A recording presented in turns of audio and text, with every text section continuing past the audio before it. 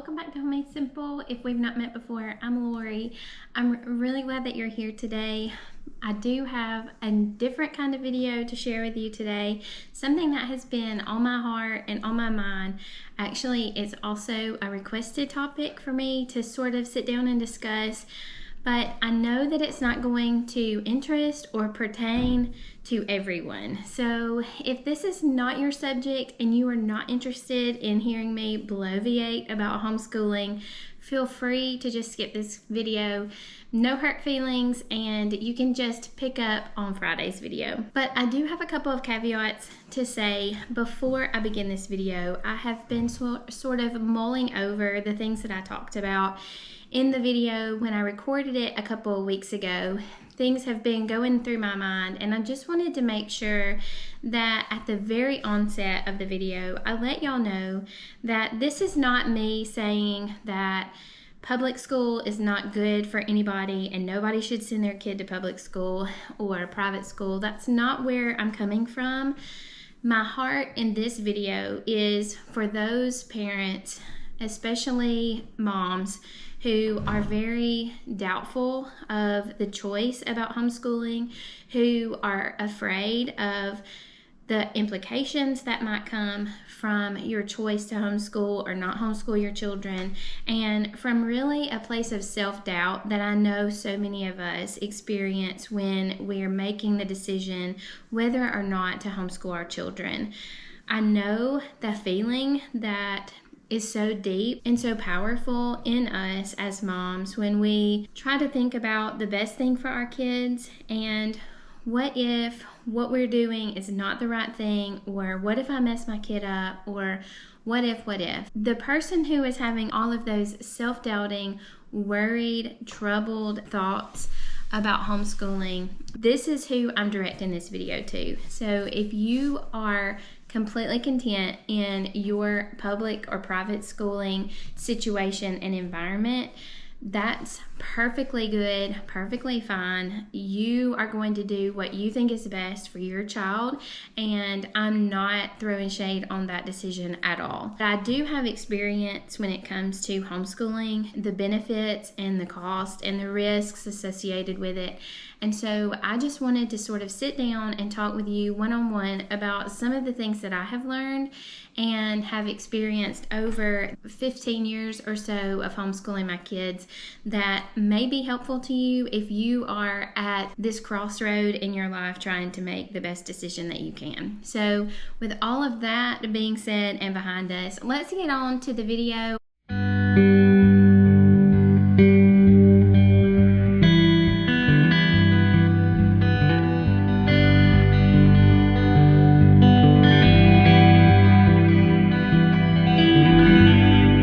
What I want to talk to you about is why I believe you are the perfect candidate to homeschool your children. I just wanted to sort of give you my homeschooling experiences. So I was trying to decide what I thought would be the best way to talk to you about this really important topic. So what I came up with was sort of two sections of this same video. First of all, I want to talk about reasons why I think you are the perfect homeschool parent and why I think homeschooling is a perfect thing for you and your family. And also, I have learned a lot of things the hard way. I have been homeschooling my kids for 14 years. I have two that have already graduated. My youngest daughter is a senior this year, and then I have Lane, who is 2, so we're probably going to take about a year or 2 off, and then I will be right back in it and starting all over.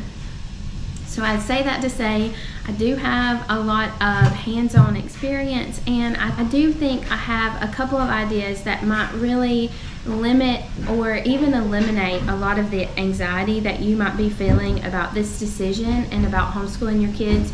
Maybe I have some ideas about that as well. So first of all, I want to go over 5 reasons why I think you are the perfect homeschooling parent. Number 1, and I think this is the foundation of all the rest, no one loves your kids more than you do, and no one wants your kids to succeed more than you.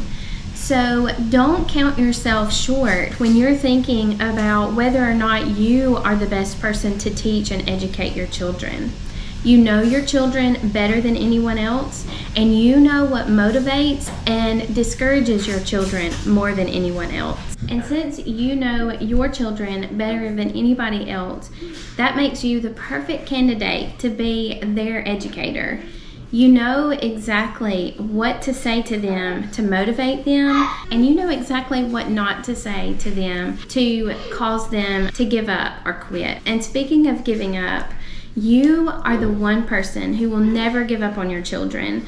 No matter how difficult a school day might be, or a subject or a concept might be for them to understand, you as their parent will never give up on them. You will never quit until they completely grasp the concept or subject that you're trying to teach them. So don't sell yourself short as the perfect teacher for your kids. Number 2, you know a lot more about teaching your kids than you think you do. People in educational leadership want you to believe that teaching a child is something that's very complicated and multifaceted, and something that you as a normal everyday citizen who does not have a master's degree in education cannot give to a child. That simply is not true. Teaching a child is a lot simpler than people want you to believe. You know how to teach your child. You have been doing it since the day they were born. You guide them and correct them and admonish them and encourage them. You educate them in every situation that they have ever been in. You have an integral part in that. So don't sell yourself short and make yourself feel like you are not qualified to be your child's teacher. You are completely and 100% qualified, and you may very well be the most qualified. And number 3, you are the best candidate to give your child the most individualized education opportunity. This is not a knock on any public school teacher. I know that the majority of them do the very best that they can, but the public school system is not set up for individuals. The public school system is set up for groups, and that is how it's run, and it can't be changed. But a home education setting is very individualized, and you can make a specific teaching plan that is 100% focused on your child and will make sure that they get the most individualized education possible. Number 4, I know that you are the perfect candidate because I know the amount of resources that are available to you. All you have to do is put a quick search online or even join a homeschooling Facebook group to be exposed to the amount of resources that we have available to us in this day of technology. There are thousands upon thousands of curriculum options, of resources, of online tutorials, thousands of YouTube channels that are dedicated to the education of homeschooled children. There are so many resources available to you that open so many doors for you and your children to succeed as homeschoolers. And number 5, I know that you're the perfect candidate to homeschool your children because I'm the worst kind of candidate as a homeschooler. I am not organized, I am not a good time manager, I am not detail oriented, and I still was able to be successful in educating my children and to see them become successful learners. I focused on trying to teach them to love learning and learn how to learn, and that has allowed them to be lifelong learners. So if I can do it, I know that you can. Just trust me when I say you are much better qualified to homeschool your children than I am to homeschool mine. But I felt like we were able to get all of the things accomplished that we needed to accomplish to meet our education goals for our kids, and I know that you can do the same.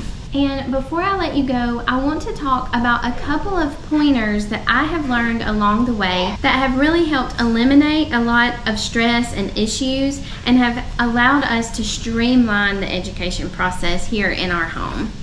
Number 1, you need to know what your end goal is. What is your main goal in educating your children? Where do you want them to be when they receive their high school diploma? What do you want them to know? What is the main goal of your education process? For me, as a Christian mom, my goal was to point my children to Christ and for them to be prepared to go to heaven. And so all of the decisions that I have made as a homeschooling mom have been to try to make sure that I'm pointing them in that direction. My goals were simple. I wanted to teach them about Christ. I wanted to teach them how to read and how to read fluently so that they could read God's word for themselves and not have to take anyone else's word for it. I wanted to teach them moral values and social skills. That's what has directed me throughout their schooling. Your goal may be different, but whatever it is, if you keep that in mind, it will help eliminate a lot of the stress and worry, and it will help dissipate a lot of the little things that cause a lot of anxiety for us homeschool moms.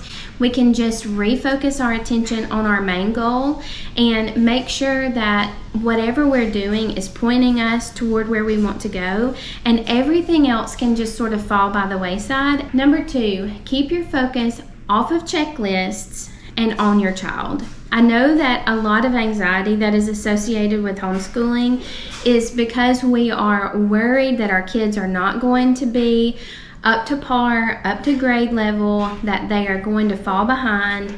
But if you just allow your child to lead in the learning and you make sure that your education process is child focused and student focused instead of checklist oriented, everything will work out in the end. If your child is not reading on the quote-unquote grade level where they are supposed to be in a traditional public school setting, that is not a problem if you are a homeschooler. You take your child where they are and you move them along at their pace. You don't force them through and discourage them and make them hate learning. But you also don't ignore the issue and allow them to fall by the wayside. Make sure that your child's abilities are kept in mind whenever you are trying to gauge the progress that they are making. If they are doing the best that they can, that is a success, and you are doing a wonderful job, and so are they. Don't allow all of these artificial checklists and goals that are made by other people to cloud your judgment. Student-centered education is going to be the most effective long term. They're going to learn a love of learning, and that is going to serve them throughout their entire lives. Okay, this one is really, really important. Number 3, do not try to replicate a public school setting inside your home. If you went to a public school, that is your only experience and your only knowledge of an education setting. But you are going to have to take that and throw it in the garbage because it's not going to work inside your home. Like I said before, public school settings are made for a group, and homeschooled settings are made for the individual. So if your child learns better sitting under a tree, outside, in a hammock, in their bed, or at the table, you let them decide where they are able to learn the best, and you facilitate their best learning environment. You don't have to raise your hand in homeschooling. You don't even have to get out of your pajamas to have a really good homeschool day. So just take the public school ideal that you have from your childhood and set it to the side and make your own ideal educational environment for your child. I promise you that that's going to be very difficult. I know because I lived that.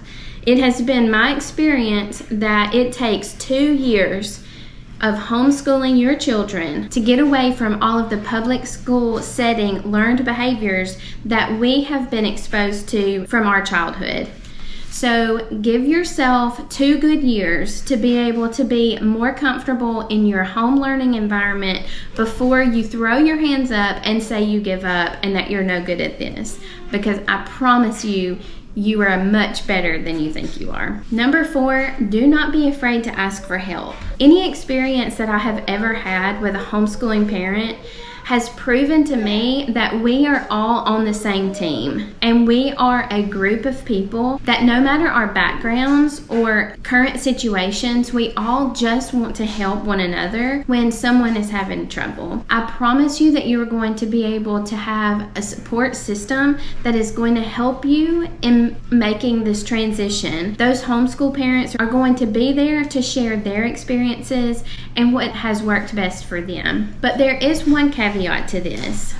You need to find your kind of homeschool people. There are several different kinds of homeschool people, and you need to know which one of those categories you fall into.